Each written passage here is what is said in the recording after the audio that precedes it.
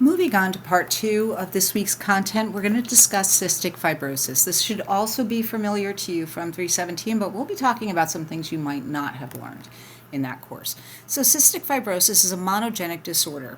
It always affects the gene that codes for the CFTR protein, which is important in transporting chloride and bicarbonate in and out of cells. However, there are 1,700 alleles that can cause problems with this really big protein, and they all work in slightly different ways. It's inherited in autosomal recessive transmission. You can work out the same type of Punnett square that we just did for sickle cell disease and see what the likelihood is of transmitting this disorder if you are a carrier.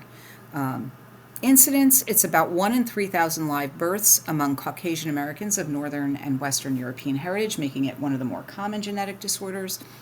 Carrier status, about 1 in 20 or 1 in 30 Caucasians, depending on which study you look at, carries the trait for cystic fibrosis.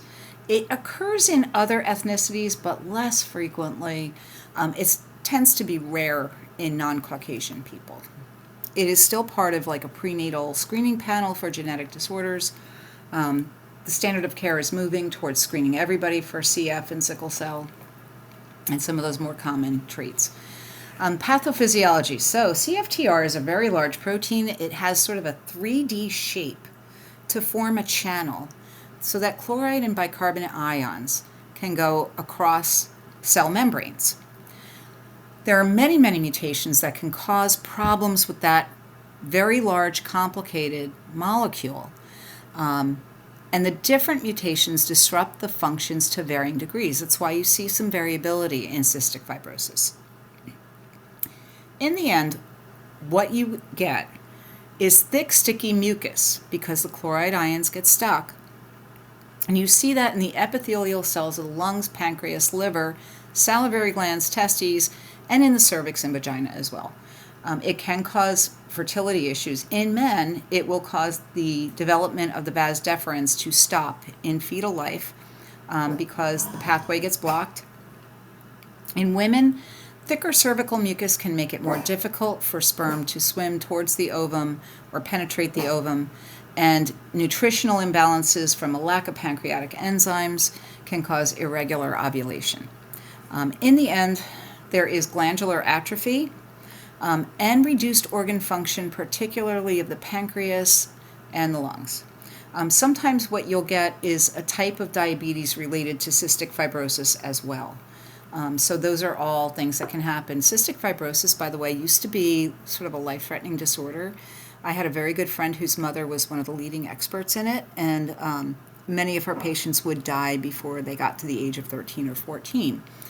Now we're seeing people live into their 30s and their 40s, and it's possible that in your lifetime, people with cystic fibrosis will live long enough to die from something else, hopefully. Now, there is some potential disease advantage. The sticky mucus that's produced in cystic fibrosis, carriers will have a little more sticky mucus, but not to the extent that people who suffer cystic fibrosis do. But that sticky mucus can trap microorganisms, particularly when there's a cholera or typhus epidemic. It's unclear that that really holds any advantage in the contemporary world, where we have better methods of controlling those illnesses. But that is how the disease sort of developed. It did have some advantage evolutionary wise. Now, diagnosis. We use genetic testing, but it's usually not our first line. Newborns in the United States, in all 50 states, are screened for cystic fibrosis with that heel stick, that newborn screening test. But if we have a question, or if somebody did not have the newborn screening and they are showing symptoms consistent with CF, they can do what's called the sweat test, and they look for chloride, the amount of chloride ions in your perspiration. They can also do direct sequencing, genetic testing on that gene that codes for CFTR to find out exactly which mutation you have. And that's useful because A, it can identify you as a carrier. It can help with prenatal diagnosis. We can do single gene sequencing from fetal testing now. We didn't used to be able to do that. We only looked at chromosome disorders. Now you can actually test fetal cells for alterations in some of those single nucleotide protein disorders.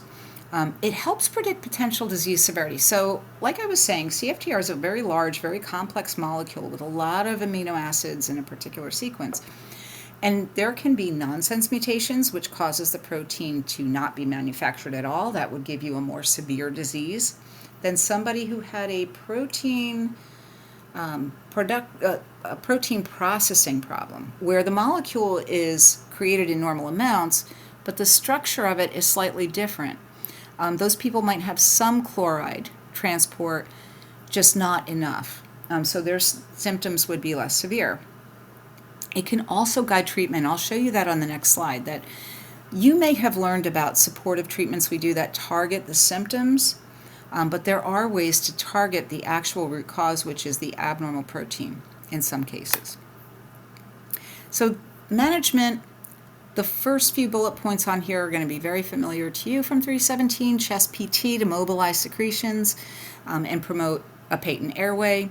Treating infections aggressively and early to decrease excessive respiratory mucus, maintaining adequate hydration to thin the mucus, pancreatic enzyme therapy to replace the enzymes that can't be secreted and help people metabolize the nutrients in their food, and then all kinds of comfort care, supportive care that we might do, lung transplantation for folks who over time have damaged lungs from frequent crises or exacerbations of CF. But now there are drug therapies that work by stabilizing the shape of the CFTR protein or enabling the function of the gate of the protein. An example of this, I'll give you a link to the Cystic Fibrosis Association website where they make this information available. Trikafta is a drug. It's a combination of 3, and it helps give support and structure to the CFTR protein so it has a more normal shape. It's not exactly normal, but it will move a little more of those chloride ions through the channels. And that helps to relieve the symptoms and make the disease less severe, slow the progression. And there are a few other types of therapies that can improve the function of the gate. But that's something that I hope you see more of as you move into practice. Okay, so we'll pick up again with muscular dystrophy.